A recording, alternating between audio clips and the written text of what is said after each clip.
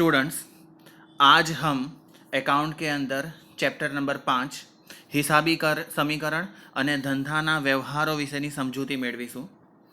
હિસાબી સમીકરણ A બરાબર C પ્લસ L કરીને બનતું હોય છે. થોડી વિગતો જાણી લઈએ આપણે એના વિશે. તો હિસાબી વ્યવહારોમાં ઓછામાં ઓછી બે ખાતા ઉપર અસર થાય છે કે કોઈ પણ વખત આપણે જ્યારે કોઈ બી વ્યવહાર કરીએ ને તો દરેક વ્યવહારની કેટલી અસર થતી હોય છે? બે અસર. કઈ અસર? તો કે ભાઈ એક ખાતું લાભ મેળવે છે અને બીજું ખાતું લાભ કે અવેજ આપે છે. એક ખાતું એવું હોય કે જે લાભ કે અવેજ શું કરે છે? મેળવે. અને બીજું ખાતું એવું હોય કે જે લાભ અને અવેજ આપે છે. એનો મતલબ એવો થાય કે પોતાનો લાભ જતો કરે છે. તેથી કેટલાક વ્યવહારોના પરિણામે મિલકતો અને જવાબદારીમાં ફેરફાર થાય. એટલે કે મિલકતો કાં તો વધે અથવા તો ઘટે, જવાબદારી વધે અથવા તો ઘટે. આ પરિસ્થિતિ સૂત્રમાં દર્શાવીએ ને તો A બરાબર C પ્લસ L. એનો મતલબ થાય છે અસેટ્સ. અસેટ્સ એટલે કે મિલકતો. C નો મતલબ થાય છે કેપિટલ એટલે કે મૂડી. અને L નો મતલબ થાય છે લાયબિલિટીઝ એટલે કે જવાબદારી, મતલબ જેને દેવું તરીકે ઓળખી શકાય આપણે. તેને હિસાબી સમીકરણ કહેવાય. તમને જ્યારે બી પરીક્ષામાં પૂછવામાં આવે ને કે ભાઈ હિસાબી સમીકરણ લખો તો તમારે શું લખવાનું? A બરાબર C પ્લસ L. જેમાં સમજાવી દેવાનું કે ભાઈ A એટલે એસેટ્સ થાય મતલબ કે મિલકતો, C એટલે કે કેપિટલ થાય મતલબ કે મૂડી, અને L એટલે કે લાયબિલિટી થાય એટલે કે જવાબદારી. તેને હિસાબી સમીકરણ કહેવાય છે.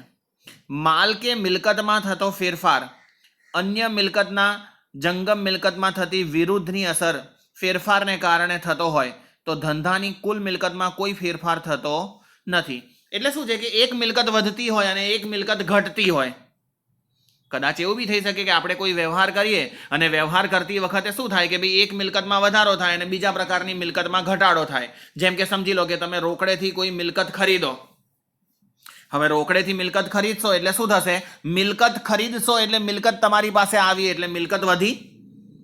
પણ તમે સામે ચૂકવણી રોકડ કરીને, રોકડ બી તમારા માટે મિલકત જ છે. રોકડ ધંધાની ચાલુ મિલકત છે. તો તમે રોકડની ચૂકવણી કરી એટલે રોકડ તમારા પાસેથી ગઈ. તો મિલકત એટલે કે ફર્નિચર ખરીદ્યું હોય તો ફર્નિચર સ્વરૂપની મિલકત ધંધામાં આવી અને રોકડ સ્વરૂપની મિલકત ધંધામાંથી ગઈ. એટલે મિલકત આવી બી ખરા અને ગઈ પણ ખરા. એના પછી જોઈએ તો પરંતુ સ્થાવર કે જંગમ મિલકત શાખ પર ખરીદી હોય ત્યારે જે રીતે મિલકતમાં વધારો થાય છે તે રીતે દેવામાં તેટલો જ વધારો થાય છે. કે જ્યારે આપણે કોઈ મિલકત ઉધારમાં ખરીદીએ એટલે શાખ ઉપર ખરીદીએ કે ભાઈ આજે કોઈ મિલકત ખરીદીને લાવ્યા પણ પૈસા તાત્કાલિક ચૂકવ્યા નહીં. ઉદાહરણ તરીકે આપણે લઈએ કે ભાઈ એ નામના વ્યક્તિ પાસેથી 50,000નું યંત્ર શાખ ઉપર ખરીદ્યું. હવે એ નામના વ્યક્તિ પાસેથી 50,000નું યંત્ર શાખ ઉપર ખરીદીએ તો યંત્ર તો ખરીદીને લાવી દીધું એટલે મિલકત તો ધંધામાં વધી ગઈ. મિલકત તો ધંધામાં વધી ગઈ પણ સામે રૂપિયાની ચૂકવણી તો નથી કરી ને. પણ ગમે ત્યારે રૂપિયાની ચૂકવણી કરવી તો પડશે. તો શું થયું કે ભાઈ મિલકત તો આવી ધંધામાં તો મિલકત વધી પણ સામે શું થયું કે ભાઈ એને આપણે 50,000 રૂપિયા ભવિષ્યમાં ગમે ત્યારે ચૂકવવા પડશે. એટલે એ પ્રત્યે આપણું શું થયું? 50,000નું દેવું પણ વધ્યું. તો આ સમીકરણ સાબિત થઈ જાય છે. કયું સમીકરણ? A બરાબર C પ્લસ L વાળું. કે ભાઈ મિલકત વધી બરાબર સામે દેવું પણ વધ્યું.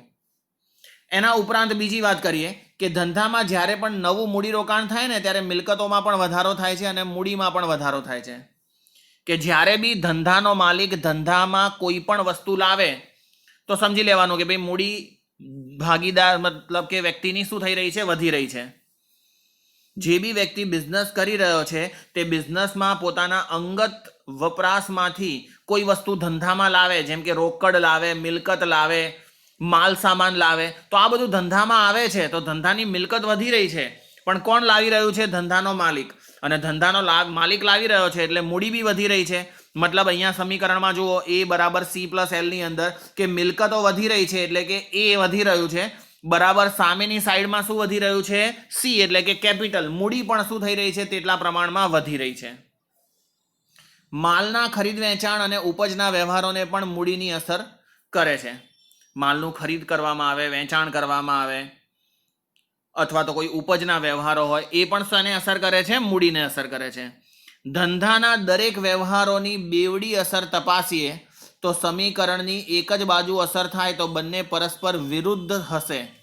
શું છે? એક જ બાજુ એટલે એક બાજુ એટલે એ મિલકતો એટલે એક બાજુ થઈ ગઈ, અને બીજી બાજુ થઈ સી પ્લસ એલ એટલે મૂડી અને દેવા અલગ બાજુ થઈ ગઈ. તો પહેલી બાજુ પૂછું તો તમારે કહેવાનું મિલકતો, બીજી બાજુ પૂછું તો તમારે કહેવાનું મૂડી અને દેવા. આ બે બાજુ થઈ ગઈ.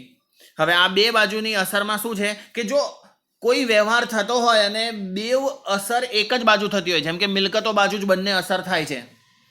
બંને અસર કઈ બાજુ થાય છે? મિલકતો બાજુ જ થાય છે. જેમ કે હમણાં આપણે ઉદાહરણ લીધું કે ભાઈ 5-10 હજારનું ફર્નિચર ખરીદ્યું, તો બંને અસર મિલકતો સાઈડ વિરુદ્ધ બાજુમાં થશે. એક વધશે અને એક ઘટશે, એને વિરુદ્ધ કહેવાય. તો મિલકત ખરીદી, ફર્નિચર ખરીદ્યું એટલે ફર્નિચર સ્વરૂપની મિલકત ધંધામાં આવે છે તો મિલકત વધી, અને રોકડ ચૂકવણી કરી એટલે રોકડ ધંધામાંથી જાય છે એટલે રોકડ સ્વરૂપની મિલકત ગઈ એટલે ઘટી. તો દેખો, મિલકત વધી બી ખરા ને મિલકત ઘટી બી ખરા. મતલબ શું કહેવા માંગે છે? જો એક જ બાજુ અસર થતી હશે, તો બંને કેવી હશે? વિરુદ્ધ દિશામાં હશે. એક વધતી હશે ને એક ઘટતી હશે. પણ જો સમીકરણની બંને બાજુ અસર થતી હશે, એક બાજુ મિલકત અને બીજી બાજુ મૂડી અને દેવા, આ બંને બાજુ અસર થતી હશે તો બંને વધતા હશે કાં તો બંને ઘટતા હશે. જો એની નીચે લખેલું છે એ લોકોએ, પરંતુ સમીકરણની બંને બાજુ અસર થાય તો પરસ્પર સમાન રીતે કાં તો વધે કાં તો બંને શું થશે? ઘટશે. કાં તો સમાન રીતે બંને વધશે અથવા તો સમાન રીતે બંનેમાં શું થશે? ઘટાડો થશે. હવે આ તમારા માટે ઇમ્પોર્ટન્સ છે, યાદ રાખવા જેવું, કે હિસાબી વર્ષના અંતે વાર્ષિક હિસાબો તૈયાર કરવામાં આવે છે, જેમાં વેપાર ખાતું, નફા નુકસાન ખાતું અને પાકું સરવૈયું આપણે તૈયાર કરીએ છીએ. જ્યારે બી વર્ષ પૂરું થાય, હિસાબો તૈયાર કરવાના હોય તો હિસાબોની અંદર આપણે 3 ખાતા બનાવીએ છીએ: વેપાર ખાતું, નફા નુકસાન ખાતું અને પાકું સરવૈયું. અને આ 3 ખાતાના આધારે વર્ષના અંતે નફા નુકસાન ખાતું બંધ કરીને પાકા સરવૈયામાં લઈ જવામાં આવે છે. વર્ષના અંતે નફા નુકસાન ખાતું છે, એની અંદર આપણે જે બી ખર્ચાઓમાં આવકો જે બી કરી હોય તો આવકોમાંથી ખર્ચાઓ બાદ કરીને જે બી આપણો ચોખ્ખો નફો થાય તેને આપણે પાકા સરવૈયામાં લઈ જઈએ છીએ. પાકા સરવૈયાના કેટલા અંગો છે? 2 અંગો છે. આ યાદ રાખજો, પરીક્ષામાં પૂછાય છે.